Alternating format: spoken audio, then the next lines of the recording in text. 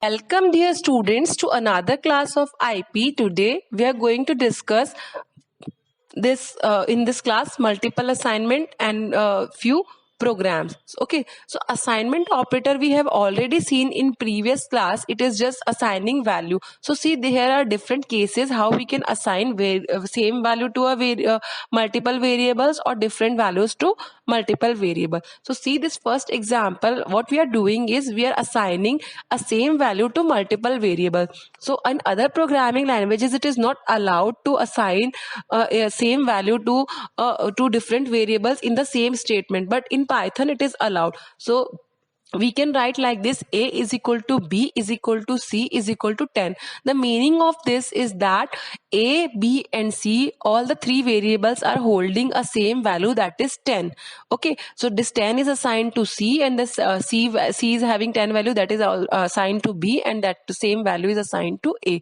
So this is a valid expression, you can say, in Python, or statement, valid statement. Okay, second is assigning multiple values to multiple variables. So here we are having three variable x, y and z, and we are assigning three values to this. So 10 is the value for x, and 20 is the value for y, and 30 is the value for z.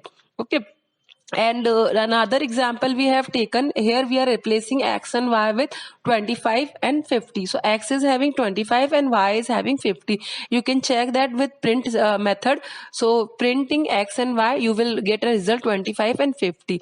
Again we are changing these values with the new variables. So x comma y is equal to y comma x. Now x is holding the value of y, that is 50, and y is holding the value of x, that is 25. You can check it with print function. So if you are printing x comma y, we will find a new value for x and y, that is 50 comma 20. Okay, so you can check this thing. Next is here we are checking more examples. We are having three variable b, c and a. B is having 6 value, c is having 12 value, and a is having 6 value. Now you can print it in any sequence. So we are printing a, b, c. So a is having 6 value, b is having 6 value, and c is having 12 value. So you can print like that also. Here is a code given, so you have to find out the output for the following code. The code is p comma q is equal to 5 comma 3 comma 5. So 3 is the value is for p, and 5 is the value of q. Now what we are doing is we are just giving new values to q comma r. So q is having value now p minus 2. P is having 3 values, so p 3 minus 2 is 1. Now q is having 1 value, and r is having a value p plus 2. P is having a value 3. So 3 plus 2 is 5. Now we are printing the variables value. So p is having 3 value, q is having 1 value, and r is having 5 value. So this type of questions also form from this topic, that you will get these type of statements, and you have to give the value of some variables after performing this operations. Okay, so see the result is 3, 1, 5. Next is, now we will discuss 4 or 5 programs related to the topics that we have studied till now. So first program is, the aim of the program is write a program to input a welcome message and print it. This type of aim you will get in exam, and then you have to write the full code. So this is the small program or initial programs. So here what we are doing is we are having a variable, that is message, and then we are having an assignment operator equal to. What we are doing is we are getting some message from the user, and then we are printing it with hello world. Okay, so see, input is a function, in that we are writing enter welcome message. Now we are asking for user to enter some welcome message, and user can write any welcome message. It can be welcome to Python class, it can be hello, how are you, I welcome you in this class, etc. Any message user can give, and we are fetching that message and putting it into a message variable. And then we have written a print method. This print method is just leaving a space, line space, and then we are printing it again with hello string. So before this message you will find hello is written. Okay, so see, this is the output. Hello is coming as it is, and the message that we have taken in message variable, that we are printing with hello. So welcome, hello, welcome to Python class is the result.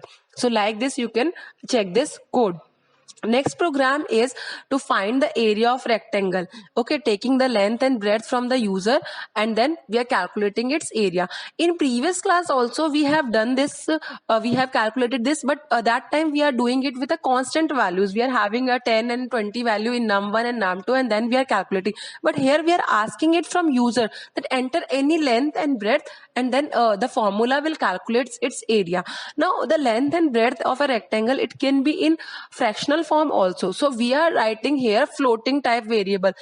Earlier we are calculating it on integer, but length and breadth can be in float point, in points also. So see, length and breadth are the variable, and this float means we are converting the length and breadth that is given by the user. It is coming in the form of string. This input method and print method, they are printing the results in the form of string.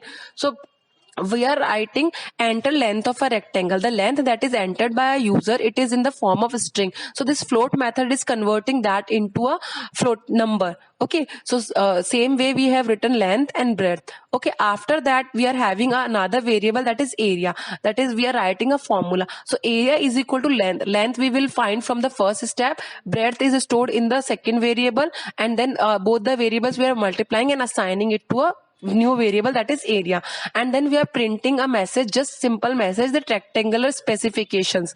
And after rectangular specifications we are printing the length is same word, length is equal to in double quotes, and then we are printing its value. Length is 8.75, and means it is leaving a single tab or space between length and breadth. And then we are printing breadth is equal to is written in double quotes, so it will be printed as it is in the message. And then we are giving the value of breadth, and similarly we are writing area is equal to, and then we are printing the value of area. So you can execute it, and if you are finding any difficulty in this, just ask me. Okay, so see here, this is just printing this value. Okay, next is we are having another program that is calculating the program. This aim of the program, you can see here.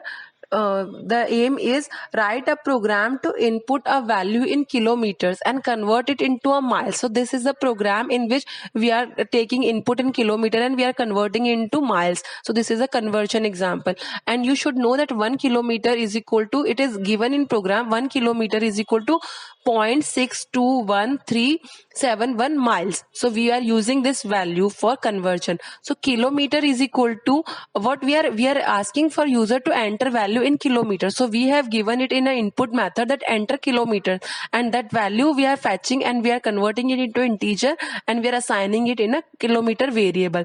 And then miles, now we are putting a formula to convert kilometers into mile. So miles is equal to kilometer into this value, 1 kilometer is equal to this miles. Okay, so this is a formula, and then we are printing the values kilometers, that is written as it is, and comma km means the value that user has entered. So that is, and we are writing miles is equal to, and the value that we have calculated in miles variable, we are printing that value there. So whenever user will write something in kilometer, so it is displaying message that in kilometer it is equal to this, and in miles is equal to, or colon is equal is a value it will display. So here 20 kilometer is equal to 12.42742 miles. Okay, so this is another program. Now next program is it is a program to input a value in tons, and we are converting it into quintals and kilograms. Okay, so see, the formula is given to you. 1 ton is equal to 10 quintals, and 1 ton is equal to 1000 kgs, and 1 quintal is equal to 100 kgs. Okay, so this, see this code, we are having two variables or three variables, tons, quintals and kgs. So this tons is equal to, you are getting it in we are asking for user to enter the value in tons. Okay, so we are writing in tons is equal to float. Now tons can be in real numbers, so we are writing float, and then we are asking user to enter the value in tons, and we are fetching it in tons variable. And then we are writing quintals. Quintals is equals to what we have seen, that 1 ton is equal to 10 quintals. Okay, so we are converting it. Quintals is equals to tons into 10, and then kgs is equal to quintals into 100, because 1 quintal is equal to 100 kgs. Okay, and after conversion we are just printing their values. So tons, and then we are writing the variable of ton, and similarly quintals, we are writing the variable quintals, and similarly kgs, we are writing the value of kilograms in kgs. Okay, so this is all about this program. And next program is we are calculating the we are just writing a small poem, and we are just printing the poem in a form. Okay, so see the code. We are having a variable poem, and then we are writing input enter a small poem. Now here we have not converted it into integer or float because we want it as a string. Okay, and this input function by default it returns as a string. So see, we are writing a print method that the poem you entered, and then we are just printing that poem.